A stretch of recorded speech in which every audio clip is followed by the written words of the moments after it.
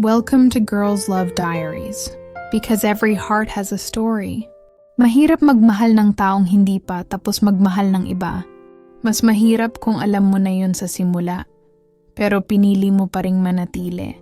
Doon nagsimula ang kwento namin, hindi sa tamang oras, hindi sa tamang puso, kundi sa pagitan ng baka pwede pa at alam kong masasaktan ako. Siya ang tipo ng babae na marunong ngumiti kahit may iniinda. At ako naman, ang babaeng handang maniwala na sapat ang pagmamahal para maghilom ang sugat ng kahapon. Minahal ko siya sa paraan na alam ko tahimik, buo at walang hinihinging kapalit. Pero sa bawat yakap niya, may pangalan pa ring hindi akin. Sa bawat nandito ako, may multong babae pa ring kasama. Hindi niya sinabing mahal pa niya ang nakaraan. Pero ramdam ko sa mga titig na biglang nalalayo, sa mga gabing yakap niya ang telepono imbes na ako, sa katahimikang mas maingay kaysa sa kahit anong pagtanggi. At kahit ganon, minahal ko pa rin. Dahil minsan, ang pag-ibig ay hindi tungkol sa pagiging una o huli, kundi sa tapang na magmahal kahit alam mong baka ikaw lang ang nasusunog. Ito ang kwento ng dalawang babaeng nagtagpo sa maling oras. Isa handang magmahal, isa hindi pa marunong bumitaw. Hindi pa ako ready magmahal, sabi niya minsan. Nakatingin sa kape niyang matagal ng malamig. Ramdam ko ang bigat ng boses niya kahit pinipilit niyang gawing biro. Ako naman handa na, sagot ko. Silya, yun ako. Isang babaeng sanay maghintay kahit hindi sigurado kung may darating. Ngumiti siya. Si Maya. Ngiting alam kong may tinatago. Hindi ko sinasabing ayaw kita, sabi niya, halos pabulong. Pero may mga bagay pa akong inaayos. Alam ko na agad kung anong ibig niyang sabihin. May siya pa. Babaeng hindi na narito pero hindi rin tuluyang nawala. Okay lang, sagot ko kahit hindi naman talaga. Hindi kita minamadali. At doon nagsimula ang kasinungalingan ko sa sarili ko. Madalas kaming magkasama walang label, walang pangako. Ako ang nakikinig sa mga kwento niya tungkol sa araw niya. Si Maya naman ang nagkukwento ng nakaraan, palaging may kulang, palaging may pangalan na hindi binabanggit. Natakot lang ako. Amin niya isang gabi habang magkatabi kaming nakahiga. Hindi niya ako tinitingnan. Baka kasi kapag pinasok ulit kita sa buhay ko, may masaktan na naman. Gusto kong sabihin na ako na ang nasasaktan. Pero ang nasabi ko lang, nandito lang ako. Hinawakan niya ang kamay ko. Mainit. Totoo. Pero sa pagitan ng mga daliri naming magkadikit, may distansyang hindi ko kayang tawirin dahil sa puso niya, may inuuwian pa ring alaala. At doon ko unang naisip, mahal ko na siya, kahit alam kong hindi pa niya kayang mahalin ako pabalik. Pwede ba kitang tawagan mamaya? Tanong ni Maya isang hapon. Pagod ang boses niya. Parang ako ang pahinga niya pero hindi ang uuwian. Anytime, sagot ko. Silya yun, palaging available kahit unti-unti nang nauubos. Tumawag siya ng gabi na. Tahimik sa kabilang linya. Miss ko siya, bigla niyang sabi. Walang paligoy, walang babala. Hindi ko agad alam kung anong isasagot. Siya, yung dati? Tanong ko kahit alam ko na ang sagot.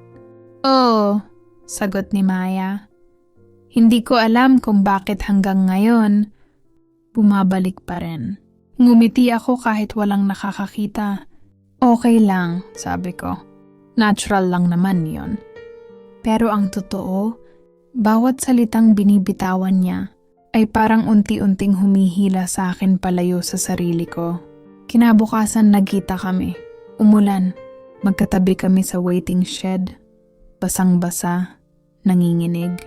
Salamat ha, sabi ni Maya habang iniaabot sa akin ang jacket niya. Sa pakikinig. Sa hindi pag-iwan. Tangga ka, biro ko. Di naman kita iiwan? At doon ko narinig ang sarili kong tinatali ang puso ko sa taong hindi pa marunong pumili. Bigla niya akong tiningnan. Lia, mahalaga ka sa akin. Mahalaga, hindi mahal. Oo naman, sagot ko, pilit magaan. Ramdam ko. Ngumiti siya ulit, yung ngiting nagbibigay ng pag-asa kahit walang kasiguraduhan. At sa sandaling yon, hinayaan kong lokohin ang sarili ko. Dahil minsan sapat na ang mahalaga ka, kahit alam mong balang araw, may pipiliin siyang iba. Dito ka na lang, sabi ni Maya isang gabi. Hinihila ang kamay ko papasok sa kwarto niya. Late na, delikado umuwi. Sigurado ka? Tanong ko. Si Lia yun, kahit gustong-gusto nang manatili, sanay pa ring magtanong.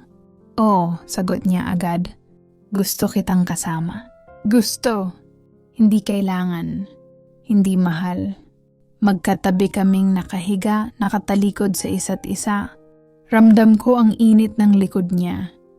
Pero mas ramdam ko ang pagitan naming hindi ko makita. Lia, tawag ni Maya basag ang boses. Paano kung hindi pa rin ako makabitaw? Humarap ako sa kanya. E di hindi pa, sagot ko.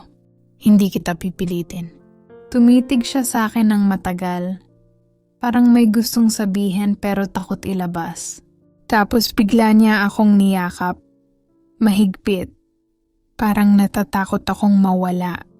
Ang bait mo, bulong ni Maya.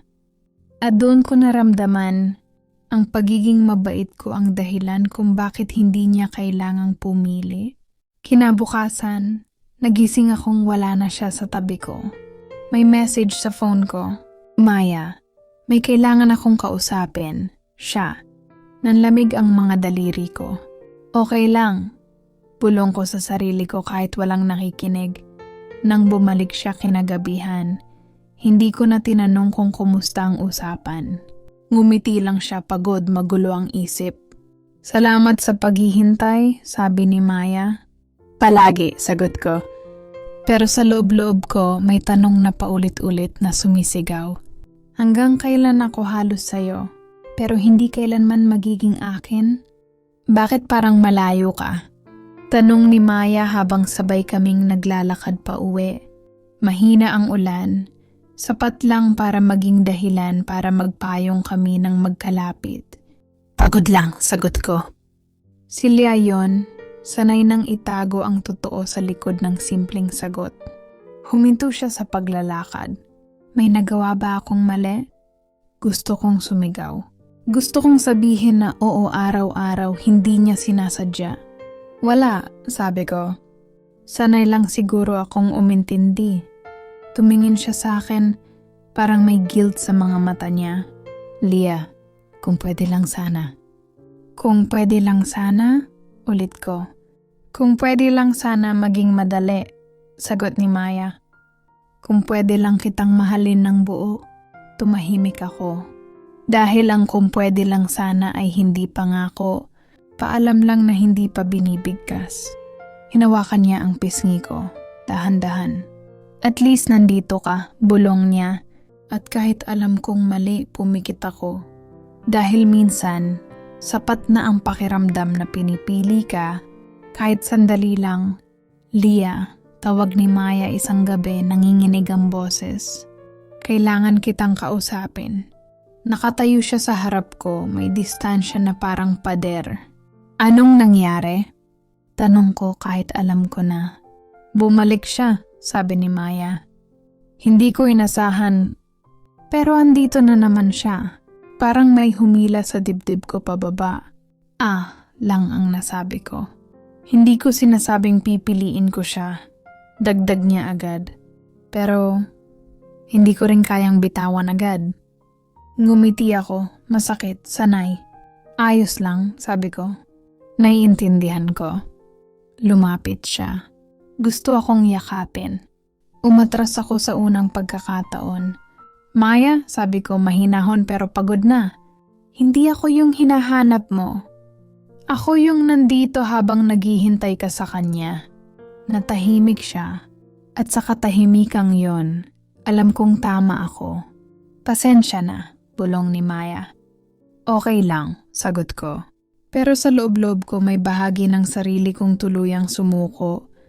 Hindi muna tayo magkikita, sabi ko sa chat. Si Lia yon, nanginginig ang kamay habang pinipindot ang send. Matagal bago siya nag-reply. Maya, may nagawa ba akong mali? Napangiti ako. Hindi sasaya sa lungkot. Hindi ito tungkol sa mali, sagot ko. Tungkol ito sa akin. Nagkita pa rin kami kinabukasan. Hindi ko kinaya ang sarili kong desisyon. Bakit biglaan? Tanong ni Maya. Halatang naguguluhan. Akala ko okay lang sa'yo. Akala ko rin, sagot ko. Pero pagod na ako maghintay sa pusong hindi pa bakante. Lumapit siya.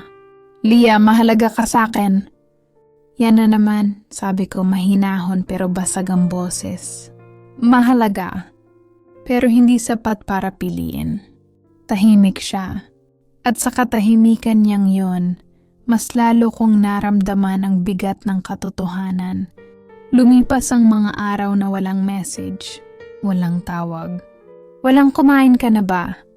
Masakit pero malinaw. Isang gabi bigla siyang tumawag. Lia? Sabi ni Maya, umiiyak. Pwede ba kitang makita? Huminga ako ng malalim. Hindi na, sagot ko. Kasi kapag nakita kita, babalik ako sa dating ako. Hindi mo ba ako mahal? Tanong niya. Ngumiti ako kahit wala siyang nakikita. Mahal kita, sagot ko. Kaya nga kailangan kong umalis. Tahimik siya. At sa katahimikan na yon tuluyan kong binitawan. Hindi dahil kulang ang pagmamahal ko, kundi dahil sobra at hindi na para sa akin. Tahimik ang umaga ko nang wala si Maya. Walang message na bubungad. Walang boses na magpapaalala kung anong oras na. Ganito pala, bulong ko sa sarili ko. Si Lia yon nagtitimpla ng kape para sa iisang tasa. May mga araw na magaan. May mga araw na parang may kulang sa bawat galaw. May hawak akong damit na naiwan niya. Ayos lang, sabi ko sa hangin. Hindi ko na kailangan ng dahilan para mag-move on. Pero minsan, sa pagitan ng katahimikan, may biglang lungkot na sumusulpot. Hindi dahil gusto ko siyang balikan, kundi dahil nasanay akong magmahal kahit mag-isa. Natutunan kong matulog nang hindi naghihintay ng tawag. Natutunan kong ngumiti nang hindi nagtatago ng sakit. Unti-unti bumabalik ako sa sarili ko. Hindi buo pero sapat. Hindi na siya nagre-reply, sabi ni Maya sa kausap niya sa telepono. Pagod na ang boses. Tahimik na ang mundo niya. Akala ko kaya ko. Bulong niya sa sarili. Akala ko babalik lang siya kapag handa na ako. Hawak niya ang phone punong-puno ng unsent messages. Mga salitang para kay Lia, pero hindi na kailanman mababasa. Nandito ka lang pala, sabi niya sa salamin. Pero hindi kita pinili. Sa unang pagkakataon, malinaw sa kanya ang katotohanan. Hindi lahat ng nagmamahal ay naghihintay magpakailanman. And sa gabing yun, dun niya naisip, may mga pusong kapag binitawan mo, hindi na bumabalik. Nagkita kami matapos ang mahabang panahon. Hindi sinasadya. Hindi rin inasahan. Nandito ka pala, sabi ni Maya nang magtama ang mga mata namin. May ngiti sa labi niya, pero may lungkot sa likod nun. Sandali lang, sagot ko. Si Lia yun, kalmado na ang boses, ibang tao na. Umupo kami sa parehong kafe na minsan naming tinawanan ng katahimikan. Ngayon ang katahimikan ang nanalo. Mukha kang okay, sabi ni Maya. Oo, sagot ko. Natuto na ko. Tumango siya. Ako hindi pa. Tahimik ulit. Lia, tawag niya parang takot. Pwede pa ba? Tumingin ako sa kanya. Matagal. Minahal ko siya noon sa paraang hindi ko na kayang ulitin. Huli ka na, sagot ko, hindi galit, pagod lang. Hindi dahil ayaw na kita, kundi dahil pinili ko na ang sarili ko. Naluha siya. Kung mas maaga lang sana, kung mas maaga ulit ko mahina, edi sana tayo. Tumayo ako. Hindi na siya humawak sa kamay ko. Hindi na rin ako naghintay. Sa pag-alis ko, hindi ko dinala ang sakit. Iniwan ko na rin ang pagmamahal na hindi kailanman naging akin at doon nagtapos ang kwento namin. Hindi dahil kulang ang pag-ibig, kundi dahil hindi kami nagtagpo sa pusong handang pumili. May mga pag-ibig na hindi nagtatapos sa galit, kundi sa pag-unawa na minsan hindi sapat ang pagmamahal lang. Si Lia ay minahal si Maya sa panahong hindi pa tapos ang puso nito sa iba. At si Maya, kahit may damdamin, ay dumating sa buhay ni Lia na may dalang nakaraan. Hindi sila mali. Hindi rin sila tama para sa isa't isa sa panahong yon. May mga taong darating para turuan tayong magmahal ng buo, kahit hindi sila ang mananatili. At kung sakaling makita mo ang sarili mo sa kwentong ito, sana piliin mo rin ang sarili mo kapag ang pagmamahal ay nagiging pagod. Dahil ang totoong pag-ibig, hindi ka hinihintay na masira. Bago ka piliin,